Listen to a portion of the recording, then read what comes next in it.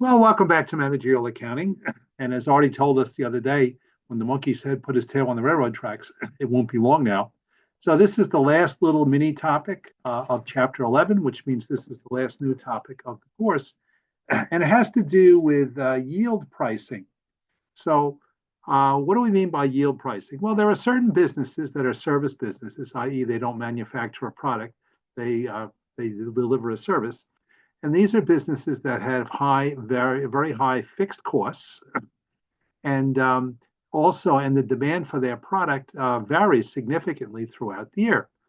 Classic example of this is me and the relationship I have with a company called Sandals. So you may see Sandals advertised on TV. This is an all-inclusive vacation package. You go to a place in the Caribbean, and all your drinks, and not that I drink heavily, but all your drinks and food are paid for, and you pay a flat fee. And we did that one year. I used to go to Bermuda all the time, and one year I fell down the stairs and severely fractured my ankle, and I had to postpone my trip. And one of my wife's clients said, just come back from their honeymoon. It had come back from a Sandals property, and we like little small romantic places, but they said, no, give this a try. You might really like it. Well, that was about 14 trips ago.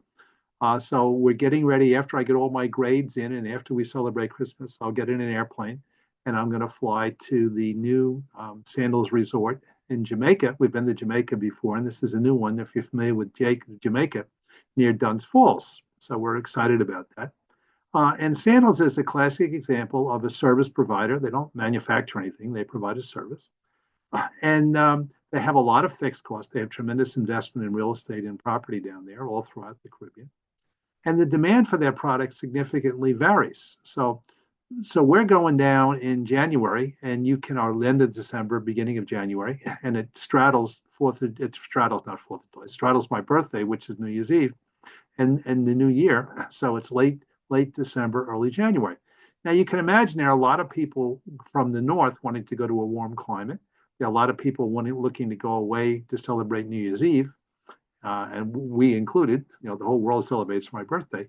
So Sandals is a classic example of a company with high fixed costs that's likely to practice what we call yield pricing. So yield pricing is used when you've got a service provider that has heavy fixed costs.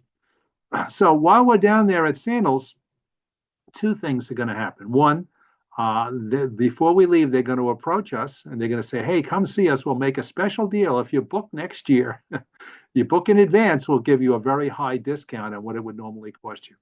So they'll do that. And the other thing is, we'll be mindful of the fact that when we go there in December, January, we're paying top dollar. If we would go there in June, July, or August, when very few people want to escape to the Caribbean, we could probably get the whole package, the same package we're paying for the end of December, and in early January, we probably get that for about half of what we're going to pay because it's in peak time. So as we go through a more formalized discussion of yield prices, think of me sunning myself down there in Jamaica and celebrating the new year. So let's get to yield pricing. Let's make this bigger. So yield pricing is appropriate in a service business that has high, very fixed costs. And the high fixed cost service businesses are going to charge premium prices when the demand for their product is high, i.e. a Sandals is going to charge a lot more in December and January than they are in June, July, or August. Right? And also, you'll see down there the last bullet, before I leave that resort, the Sandals will approach me and say, hey, if you book now for next year, we'll make you a deal on the prices. So what do you do when you have high fixed costs and you have various levels of when you're busy and when you're not busy? Well, a service business like Sandals is a classic example. Another one would be an airline business. Now, as it turns out, you could say the same thing about my flight to Jamaica. If I flew to Jamaica in June, July, or August, I'd probably pay half of what I'm going to have to pay to fly there at the end of December and fly back in January. But if you put yourself in a position of an airline has a lot of high fixed costs. So here is the cost, fixed and variable cost of a particular flight of a mythical airline called Alpine Airlines, wherever the Alpines are. And notice most of the costs are fixed. So the plane depreciation cost per flight is $10,400. We've got crew salaries, we've got fuel, we've got ground salaries, we've got ground salaries, crew salaries, ground salaries, we've got fuel, we've got fees. So those are all the fixed costs are $18,400. And the variable costs are only $35 a passenger. The only thing that really varies on an airplane, it's all set to go, would be the a little bit in the way of fuel and a little bit in the way of ground salaries and a little bit in the way of passenger services, which is probably the cost of a meal and so forth. So the fixed costs of a flight are $18,400. The variable costs of the flight are $35.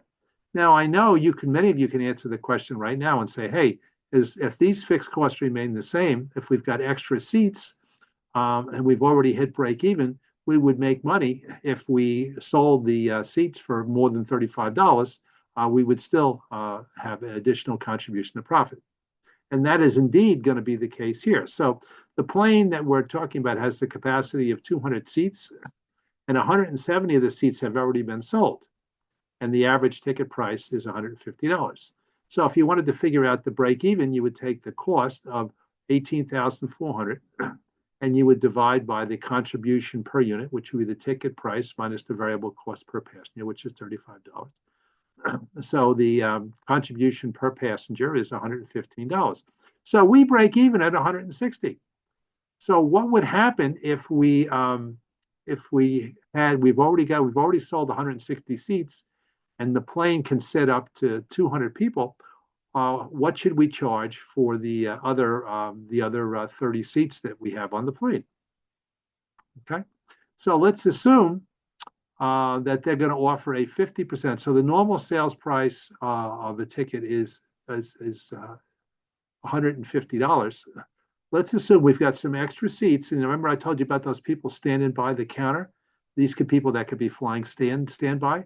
So we offer the standby customers, we'll offer you a 50% discount. You say, how in God's name are they going to make money if they normally charge $150 if they're only going to charge $75?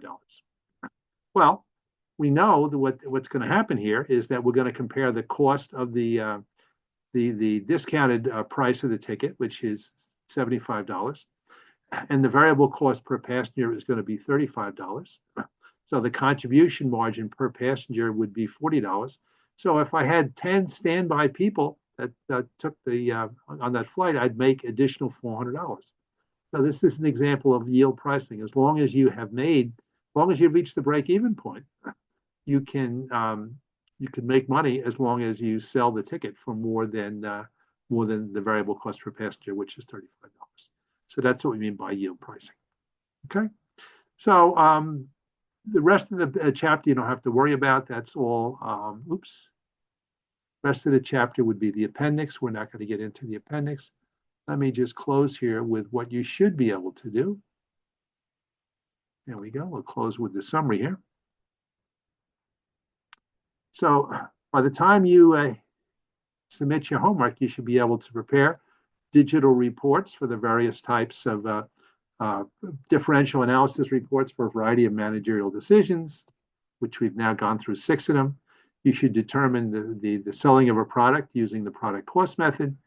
You can describe and illustrate the managing of manufacturing bottlenecks, and you can describe and illustrate the use of pricing for a service business. So although there's not a homework question or a one in class that we did on yield pricing, it may show up on the multiple choice. Don't worry about the last one that's in the appendix. So you're only responsible for objective 1, 2, 3, and 4. Don't worry about the last one. Okay, so that's it, folks. So move on, get the homework done from chapter 11. Catch up for those of you who are behind on the homework. And if there's 1 or 2 of you out there who haven't given me feedback on the Chpt project, please do so. So we look for your feedback there. Okay. All right, be well, everybody. I'll see you on Tuesday. Take care.